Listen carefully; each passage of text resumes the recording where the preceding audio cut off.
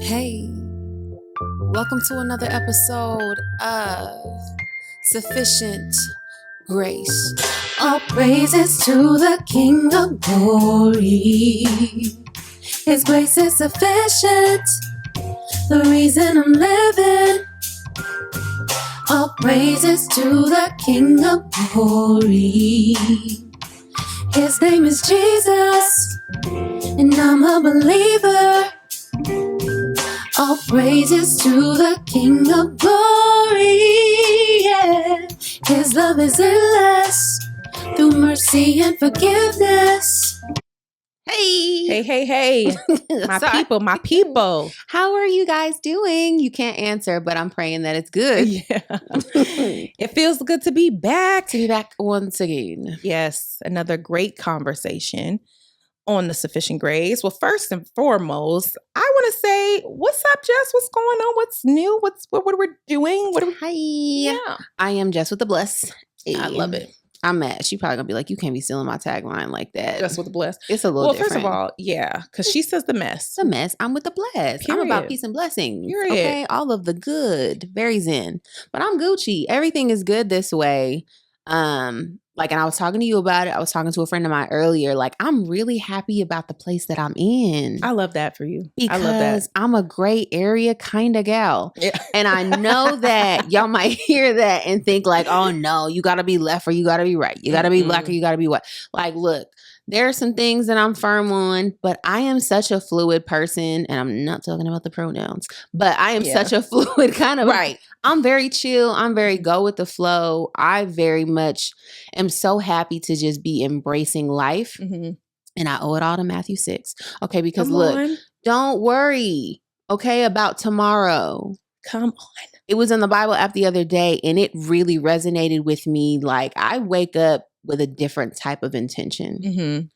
Like, the last time I see you, this could be the last moment I speak to you. And it's not in a morbid kind of way, but I'm really becoming more and more grateful and appreciative of being intentional about every single day. And that's so powerful, because the truth of the matter is, I think that's where God wants us to be. Mm-hmm. In that gray area, in the sense of, you can't be holding on either which way. You got to be flexible and limble for God to move in your life, and that your faith may flourish, because I feel like it takes faith to even be in that gray area for real in life. Yeah. And I'm doing things with, like, I don't have any guilt about the choices that I'm making. So I'm trying to make good choices, of course, but I'm trying not to live with any regrets either. Yeah. So yesterday was like a super lazy day. I really just chilled in the house with me and the kids. See, I love that.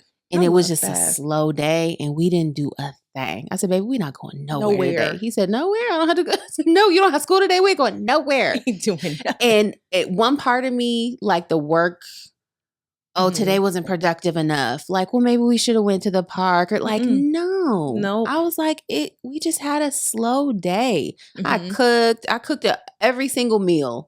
I cooked breakfast. I cooked lunch. I said, we gonna cook. We ain't going nowhere. We not doing nothing. So I'm at least use that time wisely. Right. But I'm really just enjoying the day. I love that. I can't do nothing about tomorrow. I'm just really living in stress-free. Stress-free. That's what I'm saying. Like, that's beautiful to have. And number one, I love that for you, because I know where you came from.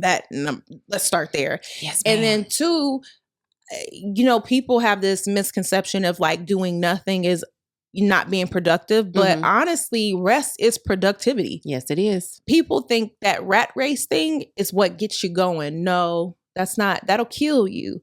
I believe it's rest that sets you up to have a level-headed mindset to pursue or to go forward when the time comes, because you have the strength, you have the mental capacity, you have all the things. So rest is productivity to me. Yeah. You can't take that. I'm out here with clarity. Yeah. I love that. How have you been, sis? I've been good. I'm just, holding on. by the hem of his garment. Holding on. Yes. No, you know what? I did a video. I forgot to post it. I didn't have time to post it this morning. I'm gonna try to like do like car chronicled like devotions. Because when I'm on my way to work, I'm always going somewhere. Yep. And I felt like I have these moments. I get the most revelation in the car. Like when I'm driving, no matter where I'm going, it's like I have these downloads. And so I want to release it. But this morning I had one, and it was like, shout out to the people that are growing through concrete. Like it's a hard space. You feel pressed, you feel locked in, you feel stuck, you feel it's like a strenuous process in your life right now. Yeah. But you're growing. You're growing because you're growing in long suffering. You're growing in patience. You're growing in grace. You're growing in mercy. You're growing in a lot of things, even in that hard season. Yeah. And so I was like, shout out to the people that's growing through concrete. You know, we can't overlook the concrete seasons because out of that, you can still bloom and some of the most beautiful fruit can come through there. Oh, yeah. So that's been my season. Yeah, one of my favorite flowers is the lotus. Oh, it grows underwater in darkness. Come on. Baby, in the mud. I almost got me a lotus tattoo because... but that's beautiful. It's so beautiful. And it's one of the prettiest flowers you'll ever see. Growing in water, in darkness and mud. You can't beat that. And look, that's so God. To put something so beautiful in the most murky place that nobody would ever look for. And that reminds me of like how the Bible says that, you know, he has hidden riches in dark places. That's what the Bible says. Yeah. And I always think about that because it's in those places that people often kind of like, you know, oh, I can't go over there. I feel like those people that people throw to the side and people count out and this person is that person, you know, all the things.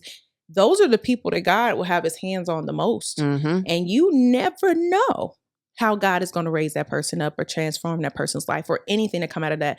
Like, you know how they said when Jesus came out of Nazareth, they said, is anything good come out of there? Comes out of Nazareth? Almost like it was the gutter. Okay.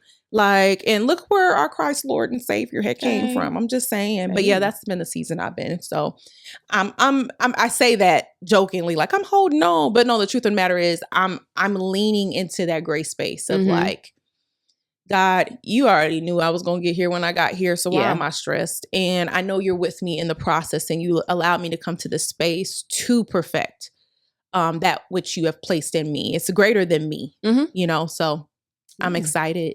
All right, the rose that grew from concrete. Period. Hey. Like we need to play a Tupac song right now. I know. You're not gonna do that. No. But yeah, so we are continuing the series on seasons. Yes. Okay. Jesus is the reason for the season. Yeah. Oh yeah. I'm sorry, I'm gonna stop because I'll sing this whole song up in here. But so today we want to talk about relationships. Yes. Seasons, relational relationships. Seasonal relationships. Seasonal relationships. Yeah. There we go. Yeah. Seasonal relationships. So we always say, like, is this person in your life for a reason or a season? But baby, two things can be true. Exactly. So maybe it's both. Hello. Okay. And we've already talked about on like the last episode, there is no pattern to this. There's like no time limit to seasons. Somebody could be in your life for years. Me and my mama, we got a whole long season, right? I came from that woman. Yeah. And we gonna be buddy, but we rock solid until one of us is gone, okay? Or until the both of us are gone. But we talked about show prep. We talked about how just because you know you marry someone and you're in their lives for however many years, that doesn't mean that because one of you passes or something like, you know what I mean? Yeah. Like that was a season. It was a season. Even though it was 15 years, 20 years, that was still a season that they were in your life. So, you know, that's the best thing about seasons, I think, and the way that we speak about it is it can be so many different things. Yeah. Yeah. And you know what I hate, and we were talking about this earlier to Jess' point, we always do a pre-show, you know, we just talk. And I wanted to like dispel how like society has created this narrative around relationships. They either in your life for a reason or a season. And to your point, they kind of like separated the two. And then it's all one is looked at as negative as the other one is looked at favorable. But at the reality of it, the core of it is this: that person being in your life for a season is also a reason. And there is a reason for the season of their relationship with you. For example, you'll say like, you know, you meet somebody and that connection is lost abruptly or whatever. Oh, they were just in my life for a season. And it's kind of like this negative connotation about, oh, they left my life, so good riddance. But I think there's something to be said about people coming into our lives, whether that's a huge connection or a small connection. Even the smallest connections can have the greatest impact. And I hate that society, sorry y'all, my voice is kind of raspy because I'm on the weather change, but society has created this narrative about connections, and have downplayed connections that are made, even if they were quote unquote unsuccessful in some aspect, right? And so, for example, each and every one of us can look back on our life at a connection we have had with somebody that probably didn't end the best, right? But in that connection, out of that whole interaction, we have learned some of the greatest lessons. Right? So can we just say, or throw that whole connection away and say, oh, it meant nothing, it was just a season and good riddance to them? No, embrace that time that connection flourished, right? And to your point, just you said, embracing the things or the good things that you've taken from that connection, or that brought that connection together all in all, and learn from it in life.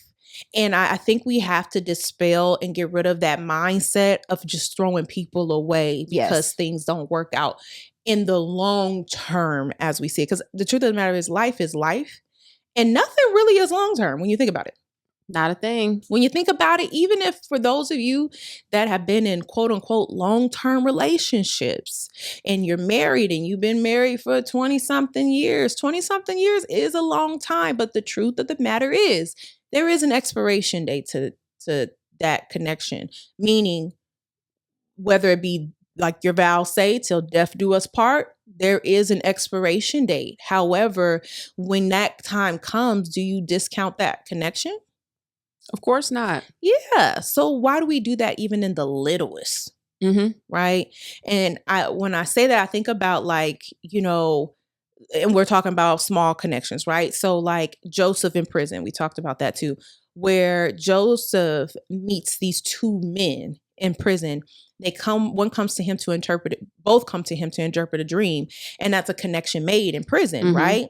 Which ultimately helped Joseph. Yeah. Because this is the first time that we see Joseph interpreting a dream, right?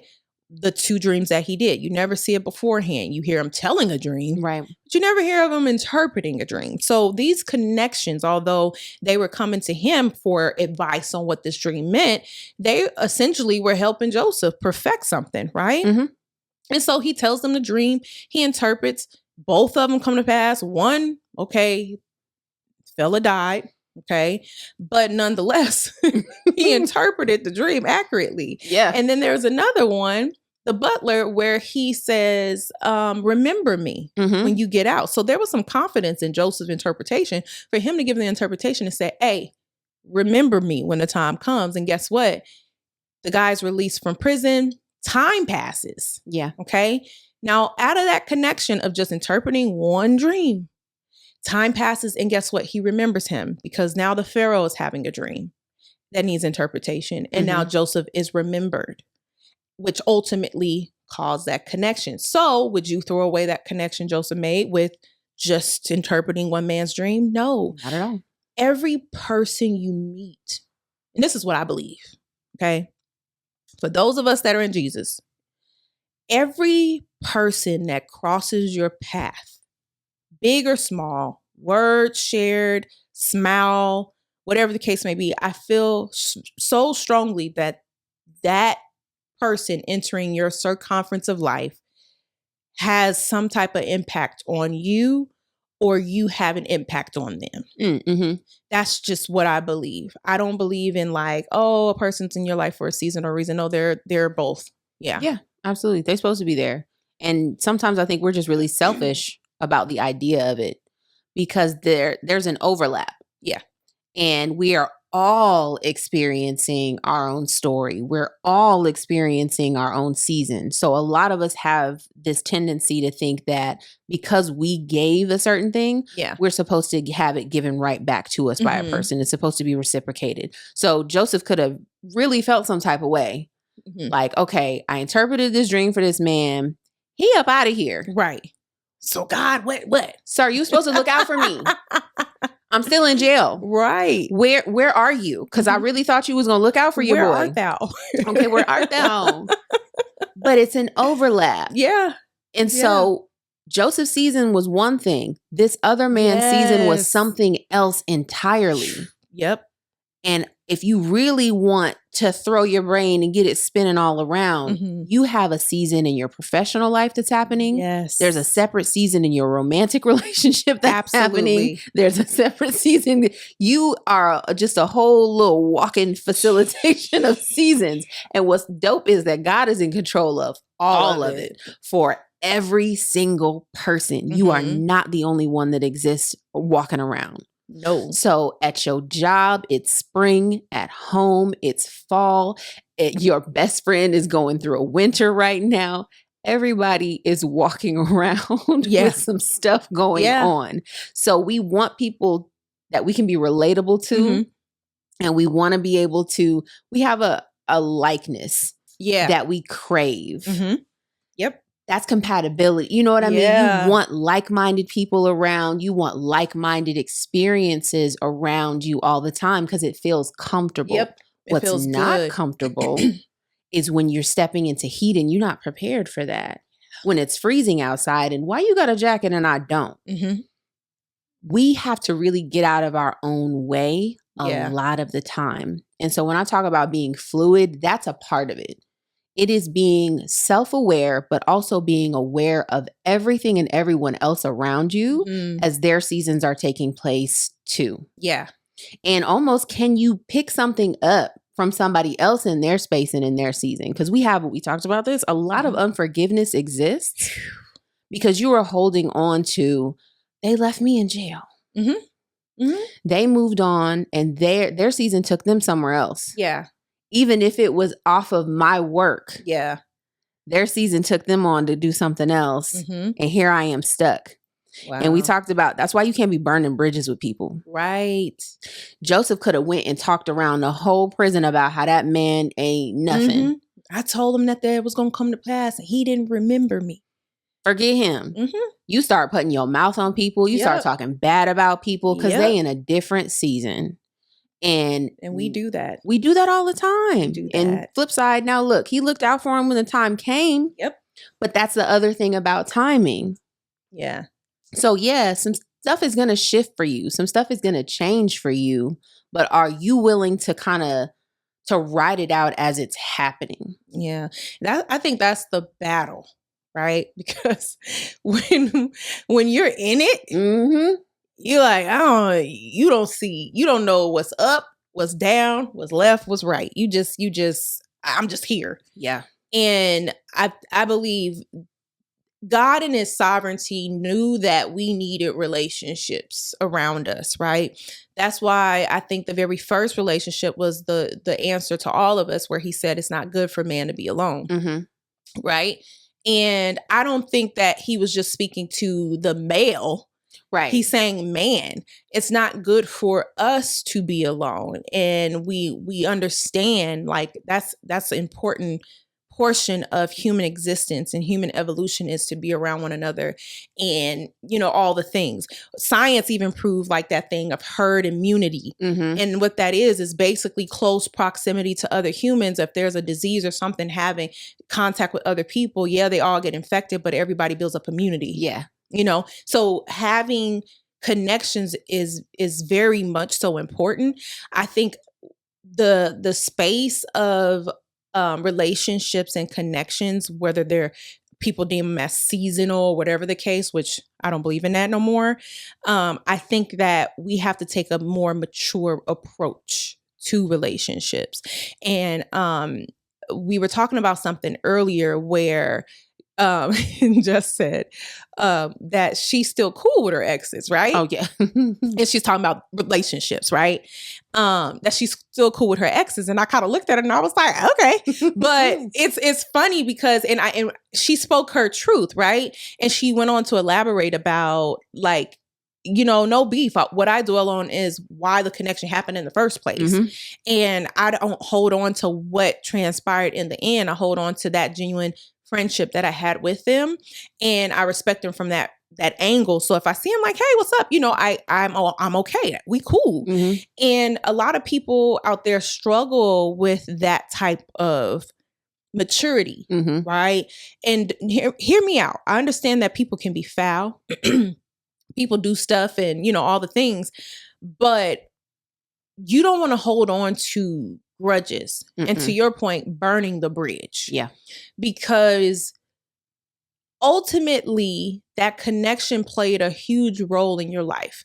Whether you choose to believe it or not, that connection has shaped you in one shape, form, or fashion. Mm-hmm. Okay. And all I'm saying with that is not saying hold on to that connection, meaning like hold on to that person. What I'm saying is take what you can from that mm-hmm. and grow from that or utilize that in another part of your life. Yeah. We have to stop throwing people away. Please. And like for me, if I'm going to harvest, mm-hmm. if I get back, I'm not going to throw out everything if there's one bad piece in there. Yeah. I'm just taking out the good. The bad stuff can go on about its business. But I'm thankful for all of the situations that I had. Yeah. Because I know what I don't want now. Right. I know how I don't want to be treated. I know what I don't have to take and accept. Like I got to a beautiful space from some of those relationships, friendships of what I don't want to accept. I get to check off the little boxes now. Yeah. Of, you know what, I'm really not cool with that. Oh, Yeah. You know what, that does work for me. But I embraced every person for who they were. Mm-hmm. In those good moments and those great moments. And I can see them and I'm like, yeah, I hope you're doing all right, my brother. I hope you're doing all right, ex-friend, whatever the case may be. And, I want to speak to, I think some people who are dealing with unforgiveness because you're still dealing with trauma and PTSD and things of that nature from like abusive relationships. Like I don't discount those situations in any way, shape or form. I've been very fortunate that I haven't been in any type of domestic violence situations. I've been very grateful for that. Mm-hmm. So yeah, me saying this is probably easier than somebody who has been in extremely traumatic experiences. Right. I dealt with emotional trauma in some of the relationships that I was in, but even in that and in those, like there's some stuff I take my own accountability for. I also know the person I don't want to be. Yeah. So it's not even just what I will or won't accept. It's what I will or won't accept for myself anymore. Right. I don't ever want to act like that again. I don't ever want to be that person again. I don't ever want to do none of that stuff again. So I'm like, I can look at me and see where I was wrong in some of those situations and be like, oh, I hope don't nobody hold none of that stuff against me. Because I know I was crazy. On occasion, I was slightly crazy. But I look back and I can just, hey, it's all love. Yeah. Because I love me and I love the good stuff that was out of it. And that's all I got is love for you. Right. I don't want to harbor and hold on to nothing. I don't got it. I don't have the energy to do it. Mm-hmm. And anytime I feel like it, I think I probably said this before on different posts. If it's too heavy, I tell God, this too heavy. Please take this. Because I have not the strength, Lord. I have not the strength. I have not. We're going to have to hit the gym. You're going to have to, I got to build some endurance for this because I have not the strength. But I'm happy to ask God to help me lift some stuff because I don't want to. That's my favorite thing. God, I don't want to carry this. Mm-hmm. Mm-hmm. I can't carry this. It's too heavy. I cannot carry this. And I trust him that if he wants to take it from me, he will take it. Yeah. He will give me peace and I don't have to carry it no more. But I trust him and I'm obedient enough that if he goes no, that's going to have to sit with you a little bit longer. That's it. Then all right. Let me strap it. Let me get this going. All right, I'm going to strap it on. I'm going to stretch it out. And we going to walk this thing out. Yeah. And I'm going to carry it until I don't have to carry it no more. Yeah. I love, and keeping on the theme of Joseph, you said something. You said, you don't want to hold on to unforgiveness for how they've done you, right? And think about Joseph. His brothers sold him into slavery. Mm-hmm. That process of all the things Joseph had to, he was lied on also. in Potiphar's house. So think about all the trauma that Joseph went through. I don't know about y'all. Everybody, I feel like I know I have family drama, right? So think about all of that compiled, and now you're alone, thrown into prison, you're innocent, all this trauma. And when God remembers him, he sets him at a high esteem state where now he's governing all of Egypt. And then his brothers come back to him. They didn't know they were coming back to Joseph. They came to Egypt because at that time, when Joseph became second in command, he was set up. And God is so crazy. I mean, not crazy. Sorry, Lord, I mean crazy. But God is so dope, like for real, how he will give a man insight in grace in the position he has brought him to. You know, sometimes we count ourselves out, right? And we like, oh no, I ain't never did this before. Joseph ain't never governed before, only in prison because he was the warden, but not to that magnitude, you know? And so God gives Joseph strategy on how to set Egypt up to outlive a famine. That, to the point all the world came to Egypt for food, for grain, all the things. Which drew his brothers, his father, his whole family to Egypt. And when he saw them, could you imagine if he was holding on to that resentment? He wouldn't have helped them. No. He would, I'll forget them. They counted me out. He didn't do that. No. And that's why I love that line that people say all the time, like, God knows my heart. Oh, yes, he does. Yes, he does. He knows your heart and your character. Yes, he does. Do you think for a second Joseph would have ended up in the position he did if God knew his heart was not right? Come on. How many of us are really missing out on some things? Wow. Because he can't trust you to put you nowhere because he does know your heart. Okay. And wow. Yeah. So no. Wow. Like, you're not getting in charge of nothing. Cause your little mean self, you can't wait till you in charge of something. Yeah. So you can make somebody pay. And that's why forgiveness is essential. And, you know, you hear a lot of people hear it all the time. Forgiveness is not about the other person, it's about you. And it truly is. Because unforgiveness, and I heard somebody say this, unforgiveness is drinking poison and hoping the other person dies. When you hold on to unforgiveness, it literally is hindering everything in your life. Yes. Because in order for God to bless you in the ways that he has promised you, you have to deal with that. You have to deal with those things that weigh you down and cause you to become bitter and resentful towards others that you wouldn't even turn to help. This is why the Bible talks so much about blessing your enemies, love on your enemies, you know, all this stuff. He said, if your enemy is hungry, feed them. Yeah. I remember reading that a long time ago and I was like, transparent moment.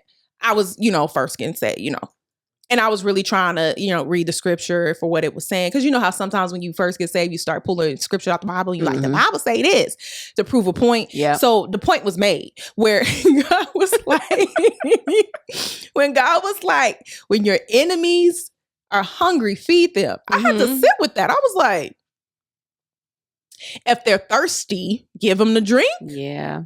I was like, but, and God was like, no, ain't no but.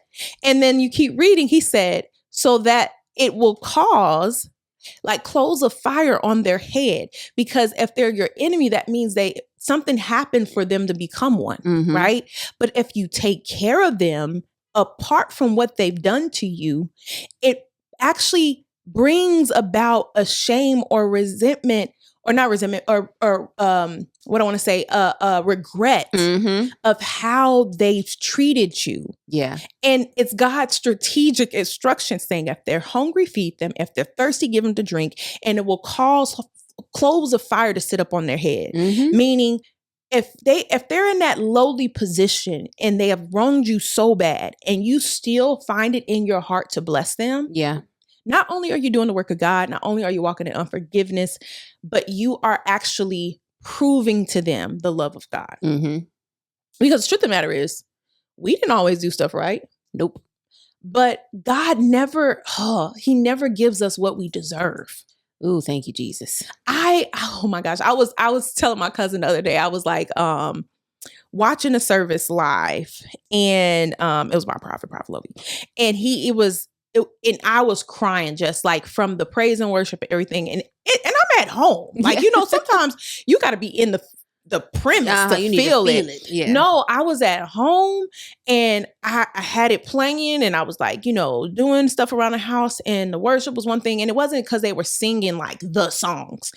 I just felt like that night God had a message, right?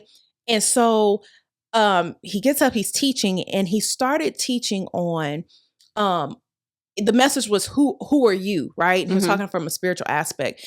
But in that message, he was saying that what people have to stop doing is thinking that, especially when you're in the Lord, right? You're saved, is that when you make a mistake or something happens, whether you like got mad in the heat of a moment or you did something that you weren't supposed to do, we have to stop having this mindset of God hates me, God's upset with me, and we run away from him. We try to hide ourselves like Adam and Eve did. Yeah. Instead of running to our Father, who already knew, check this, already knew the mistakes that we were going to make before we made them. We decide, the condemnation, right, in us is, I can't take it. I can't. God doesn't love me. God, I'm sorry. God's going to punish me. Even that mindset of God's going to punish me, right? And we run away from God because we think he's going to punish us. We stop praying. And if we do pray, it's woe is me, woe is me, woe is me. And God's trying to get you out of that space to let you know, I still love you. Yeah. And the reason why I bring that to light is this. And I was crying. I was just like, not because I never knew that, but it was like a different reality hit me. Like we get so caught up in trying to be perfect in our flesh when that's not what he called us to be. Because as long as the Bible says there is no good thing in this flesh, right? And the Bible talks about the heart being desperately wicked, and who can know it, right? Yeah. So that lets me know that saved or unsaved, this that we wear, this that we do, we operate in is literally, it can be wicked, And the reality is we serve a God that does not throw us aside in our wrongdoing. Yeah. In fact, his grace more abounds towards us. Yes. And that grace is him pulling us closer. And I say that because in relationships, when they go sour or they go awry, like, we, that we separate or whatever the case may be. Okay. Sometimes we as humans, we just throw people aside. We stop praying for them. Yeah. We stop. And hear me, I get it. Sometimes it's easier to just throw things blocked and just, all the things. And there's some wisdom to that, right? Because it's a boundary. But what I'm saying is that if that person came back around and was resentful, not resentful, but regretful and asking for forgiveness, and you shut the door in their face, that's wrong. Embrace them. As the Bible said, if they hungry, feed them. Right. We got to stop with the way that we deal with one another, because truth be told, if God dealt with us the same way, we would be broken. Very much so. Broken. And if we say we have God in us, why aren't we showing that same grace towards other people? And this is something that we all have to come into a perfection in. And it's another level of maturity of how we handle relationships. And it doesn't necessarily have to be romantic. Friendships, family, all the things. We have to do better at how we handle people. Because the God that we call ourselves representing, people won't see him. They will always see you. But if you have him in you, when they see you, they should see him. And so that narrative of seasonal relationships and, throw them away, I feel like that's the attack of the devil. Yeah. Yeah. And, last episode, it was just on my heart and my brain where I was telling you, like, I've adopted the so what? I used to do this, that, and the other. Like, I do that now, not out of arrogance, But God is right here with me. Yeah. And he lives in me. And so I know that the life I live is now a reflection of his change in me. Mm-hmm. But also, I know that I can be accountable because he's right here with me. I'm carrying God wherever I go. That's my father. Yeah. So just know, if I have to get confronted with my past, I have done the work and I'm mature enough that, yes, I did that. Yeah. Yes, I was wrong. Mm-hmm. Yes, I know that I was the bad guy in that story or in that version. Mm-hmm. Yes, I'm not proud of some of the things that I've done, but my God is right here with me. Yeah. And he's holding my hand as I express remorse, mm-hmm. as I express my accountability for some of the things that I did. I can never apologize enough for some of those mm-hmm. things, but it's not on me to forgive me or not. Right. But I know that I'm accountable in those things. Right. And some of us even have to, we won't forgive other people because we don't want to look at our wrong in a situation. Ooh. Ooh. And so you can't even open the door somewhere because you know you're going to have to be accountable for your stuff too. Yep. And that's a heavy weight to carry because not mm-hmm. only are you carrying the burden of unforgiveness for them, you're carrying it for yourself too. And I feel like unforgiveness is almost like a form of self-righteousness if you think about it. A little bit. Because you also had to be forgiven. Mm-hmm. So you telling somebody, I don't forgive you or I refuse to forgive them, it's kind of self-righteous and kind of arrogant in itself because you're saying like there's nothing that you needed forgiveness from. Yeah. It's like you just walking around holding grudges as if, you know, you have nothing that you stepped in that stinks. And God has literally had his hand on you, helped you, forgiving you, you know, erase the past sins that you committed, but somebody has wronged you and you don't think, or you can't find it in your heart to say, you know what, I forgive you. Mm-hmm. And it's almost like it's a punishment to some people. Like they don't want to forgive somebody because they want to punish them. Oh yeah. And forgiving does not mean you condone. No. The behavior. It doesn't mean that you are accepting the behavior. It doesn't mean, oh, I forgive you. You can keep on doing what you did. No. Then you can always say, I forgive you and mm-hmm. Yep. I hope that never happens again. Mm-hmm. I forgive you and I don't ever want you to treat me like that again. Right. I forgive you and is okay. Mm-hmm. You can put boundaries in place with people. And it can also be, I forgive you and mm-hmm. until I see changed behavior from you, this is the boundary that I have to set in place for us. Yeah. So that you can have your peace and I can have mine. I'm not obligated. I don't owe you me. Mm-mm. Y'all don't have to do that. No. But I think that if you know you feel some type of way every time you see somebody, every time you're around a person, if it starts to control your life, baby, it's idolatry. Yeah. Ooh, yes. That's good. That's good. You just built up a whole shrine for this unforgiveness. Yeah. And you bothered every time that person breathes. So bothered. That's another level. That means it has a hold on you. You're bound to it. You worship your hate for somebody. Yeah. That's deep. I don't ever want that. That's deep. Oh my gosh, that's deep. And you know what? And I think about too, like to the point of unforgiveness and like all the things. Could you imagine like Jesus not forgiving Peter? Because remember he told him, he was like, before the cock crowed three times, you're going to deny me thrice. Yeah. And Peter, who was the closest to Jesus in his biggest, darkest time of need, you would say, mm-hmm. Peter denied him, y'all, 3 times. Could you imagine? All trio.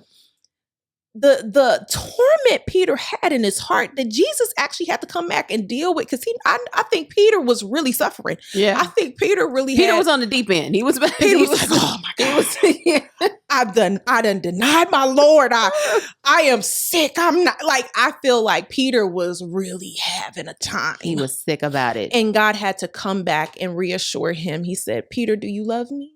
Yeah. Feed my sheep. What?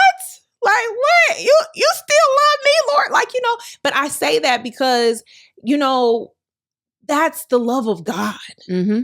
Like, you would think that was something he couldn't come back from, right? But Peter was not only forgiven, God trusted him with his sheep, his people. Mm-hmm. He said, upon this rock, I built my church. He was talking on who? Peter, the revelation that Peter has. I built my church and the gates of hell will not prevail against it. This one man that probably thought it was the end of him because he denied Christ. Mm-hmm. God still found the grace towards him to abound even the more.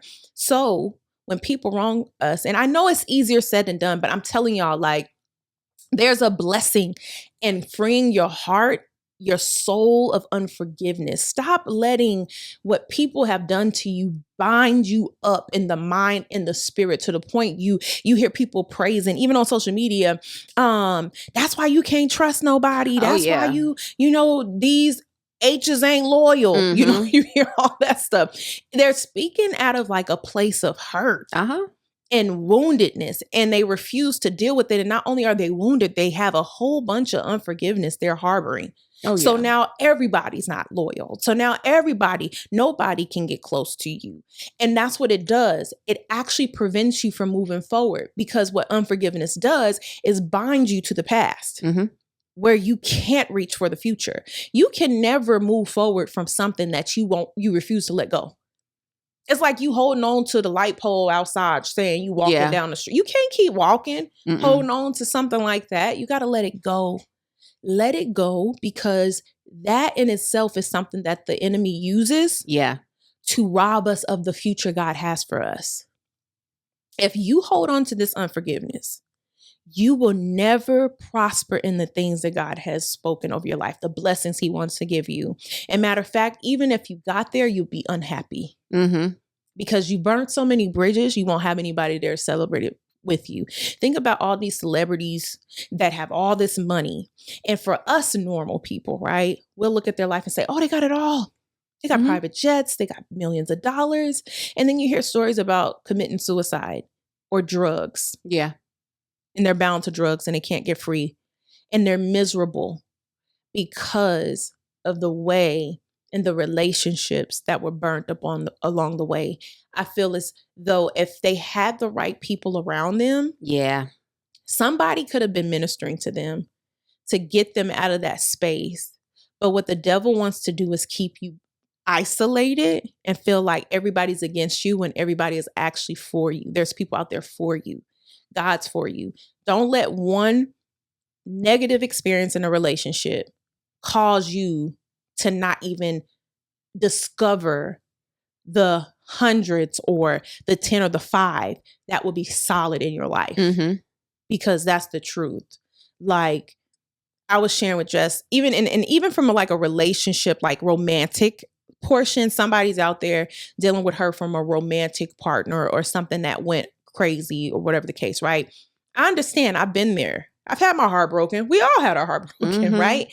But what I've learned in that is that God taught me, right, in those times of brokenness in those relationships, is that number one, don't treat that relationship or that person as your God. Like, don't allow them to take so much from you that you don't even know who you are without them. Yes. And so many people get into relationships and they give all of them, right? To the point when the thing doesn't work out, they're devastated in the sense of, what do I do now? Right? And I'm not saying even if you weren't in that space and you're still like, oh, I'm hurt, at least you know how to eventually pick up the pieces, right, and move on with life. But some people actually don't know how to move on after a breakup. No. They get stuck where? In unforgiveness. And so they wallow in what happens to them and they continue to replay what happened to them. And they keep telling themselves, oh, if I get into another relationship, this will happen again. And I can't allow that to happen because I can't lose myself again. Not realizing that they're losing themselves again because they refuse to let go. And you try to figure out like, oh, how do I keep falling in love with the same person over and over again? Yeah, in a different body. Because you're just trying to replace the other one. Yep. You have decided that was your whole world. So you're trying to rebuild your whole world. And it just so happens to look the exact same way because you decided your whole world is a person. And that ain't it. Yeah. Maybe that ain't it. But yeah, like I think I've mentioned it before on here. and it does kind of tie into Ruth. I talked about it. We talked about it downstairs. How long did Ruth and Naomi know each other? Right. She's married to her sons. Like, how long did they have a relationship without actually having a relationship? It took them losing everybody for them to come together and actually start to lean in on each other. And what it made me think about was even you and I, we've known each other since I've been with my husband, with Christopher. Yeah. And we only just really, when we started doing this, really started leaning in and having more of a relationship. And I'm like, I hate that. I trust God and all the things and all the time and things that, but for a very long time, I've said it on here before, like my past experiences with some friendships and women kept me from wanting to grow in relationships with other women. Yeah. I just really chose to self-isolate. Yeah. Because it was too much. It was too much for me to even try. Like my trust level was like this. And I'm like, I'm talking about some painful stuff. Yeah. From my youth, all those relationships and all that other stuff. And so it starts looking like, everybody starts looking like the same person. Right. You start the anxiety. If I become friends, then what if this happens? Yeah. What if this happens again? We really become our own worst enemy. Yeah. And like we self-sabotage. Yeah. And I always think of like self-preservation. Yeah. It's at the top of our list. Yeah. And so, I'm sorry. Some people are going to do you dirty. Yeah. Because they're going to put them first. But don't we all put ourselves first? And that's where forgiveness has to come into play. Because in any of the situations, I don't know why somebody did me wrong. Right. But we take it so personally. Yeah, we do. I was such a good person. I did everything for this person. How they going to do me like that? Yeah. Maybe they would have did anybody like that. Right. It's not about you. It's not about you. Collateral damage. You were just collateral damage. And like, we'll even tell ourselves, like, sometimes maybe they were jealous. Maybe they were envious. Maybe they did just resent you for who knows what reason. You know what I mean? Like sometimes but you don't know. And most of the time it's very rare that you're going to have an opportunity to have a conversation with somebody and they tell you why they did what they did to you. But later on you can also like discern it. Like they were going through, that makes sense. Like that's why they, because even at a young age, in school, I will never forget, it was this girl, I felt like she was trying to bully me, but this was before bullying was like a thing. But the girl wasn't, and I say this lightly, but she wasn't the best thing to look at because she was always mean. Yes. Like, I'm not talking about like looks, but your attitude will make you ugly. Right. She was so ugly because of how she act. Right. And I remember one time she was like trying to like bully me. Like she kept pushing me one time, like in the hallway when we was lined up, you got to be in line. And she pushed me one time and I thought, okay, maybe that's an accident. And she pushed me again and I kind of looked back and she was like, what? Like trying to be threatened. I just looked at her like, okay, it's the morning time. I'm minding my business. Like, what are we all right now? So I just kind of ignored her. But for some reason, that interaction like stuck with me. And then later on in life, as we got older, and then we ended up going to, I think, the same middle school, and found out like she went through a lot of abuse at home. So even at a young age, I remember hearing that because she missed a couple days of school and it was like a whole thing about, this is when I found out what CPS was and all the stuff. Yeah. And that was her life.